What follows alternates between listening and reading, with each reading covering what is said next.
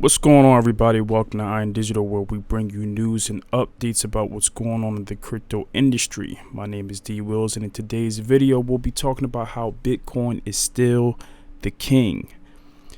As you can see this article here, we have Andreessen Horowitz launches $2.2 billion crypto fund after Bitcoin crash. Isn't that something? The market crashed, and yet you have somebody like a pioneer, a heavy hitter like Andreessen Horowitz, the guy who has invested in Uber, Lyft, Slack, all these top digital, these digital assets that have just become huge into the digital world. He decides to invest $2.2 billion into the fund, and to fund Bitcoin after its crash. It's just crazy. But they're saying Bitcoin is dead. Okay, so he is he's been in the space since 2013. He also invested in Coinbase for like pennies on the dollars. This is also a guy who he onboarded Nas into basically investing into different digital opportunities and assets and into the VC space. So that's how Nas was able to get into Coinbase and a lot of different things through Andreessen Horowitz. So he's definitely a heavy hitter. He says the size of this fund speaks to the size of the opportunity before us. Crypto is not only the future of finance, but as with the internet in the early days, is poised to transform all aspects of our lives. Andreessen General Partners Chris Dixon and Katie Haun said in a blog post Thursday. I mean, it's right there. Even though the markets is crashing, this is when they're coming into it. I mean, it only makes sense. So, again, as I said, Andreessen Horowitz is definitely a heavy hitter in the digital space. He's invested into a lot of startups that have done extremely well. So anything that he gets behind is, there's a very high chance of it making. So that's just to put you guys on to a little bit about what's going on with that. Next, we have Susie Orman, who is a financial guru. So she's up there with the Dave Ramseys of the world. She says she bought $5,000 worth of Bitcoin using PayPal, and she's a hodler. So, I mean, I guess this is pretty good news. These types of people in the Dave Ramseys of the world, the financial gurus, they typically don't speak too well about Bitcoin. So this is improvement in that space, at least. She says, truthfully, I didn't really know how to buy a large amount of Bitcoin. Orman said Coinbase was aggravating me. I bought a little bit of it and then I sold some. It was just too complicated for me, even though it's not complicated at all. I don't know what that really means. It's complicated, but it's not complicated. Coinbase is set up very simple. The regular Coinbase is extremely simple to use. So, I don't know what that means. Maybe she's just trolling.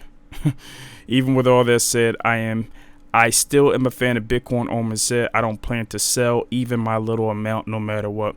That's because they know what's going on. I mean, all rich people are into Bitcoin at this point. At this point, it's just manipulation. It's whatever the press decides to put out to push the price of Bitcoin up, or in this case, push the price of Bitcoin down so that they can accumulate. So this shouldn't really be that big. I mean, it's not really that big, at least to me. In more news, we have Bitcoin jumps to 5% as El Salvador braces for crypto law, $30 e-wallet airdrop. So this is cool. Anybody who's in El Salvador can get $30 worth of Bitcoin. Bitcoin rose for a third straight day after El Salvador announced the effective date of the law, making the crypto legal tender and a gift to every citizen of a $30 via an e-wallet. The world's most valuable crypto is currently up over 5% on a 24-hour basis, changing hands for $34,000. Okay, that's not important. It is, but it's not important. What else do they have to say? Bukele told his country's citizens they would be able to receive $30 in Bitcoin once they sign up for the Shavo e-wallet using facial recognition. The president also said his country's controversial Bitcoin law would come into effect on September 7th. So that is basically when all the people that are within, or all the businesses rather, in that country, they have until that date to get their systems together so that they can accept Bitcoin as legal tender. At that point, they won't be able to deny it for payment for different things. So they have until September 7th. So, El Salvador is still doing it. I mean, that's good. I mean, to be a part of their country to get free $30 Bitcoin. If you're in El Salvador, you might want to take advantage of that.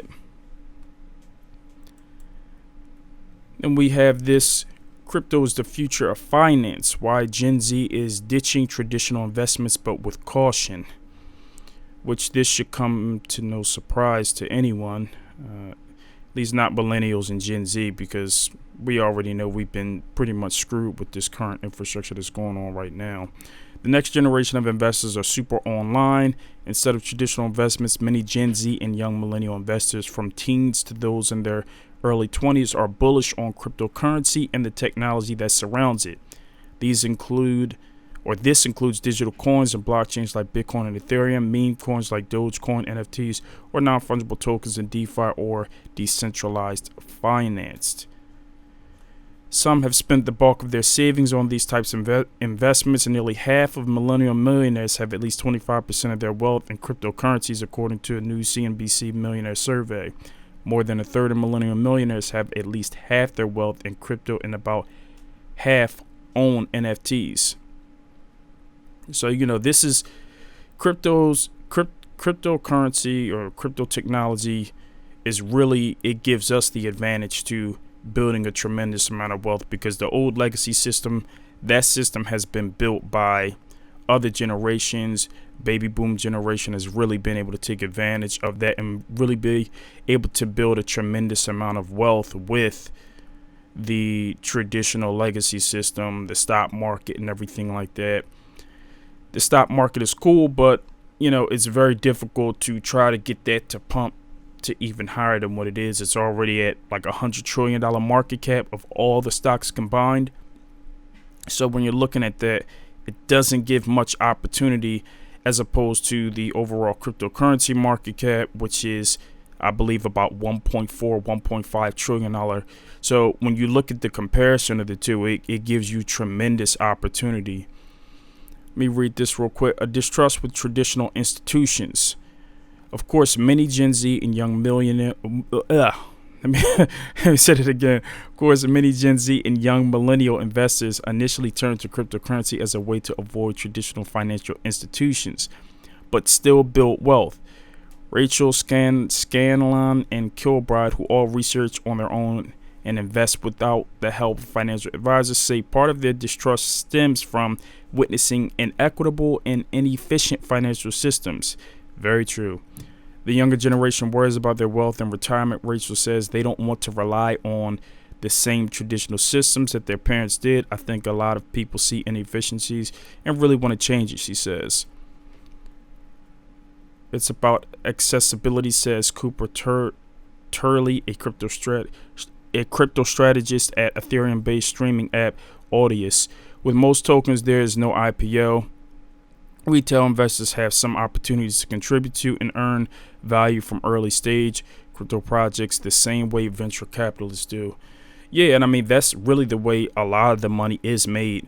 Even when you talk about the stock market, a lot of those, the VCs that invest into private funds, into private corporations before they decide to go public, that's where you get a lot of opportunity at, because if you're able to invest in something while before it hits the stock market, you get pennies on the dollar. Then it goes to the stock market. It goes public.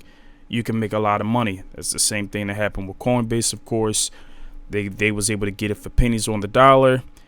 Then it goes to the stock market they went through direct listing, rated at $100 billion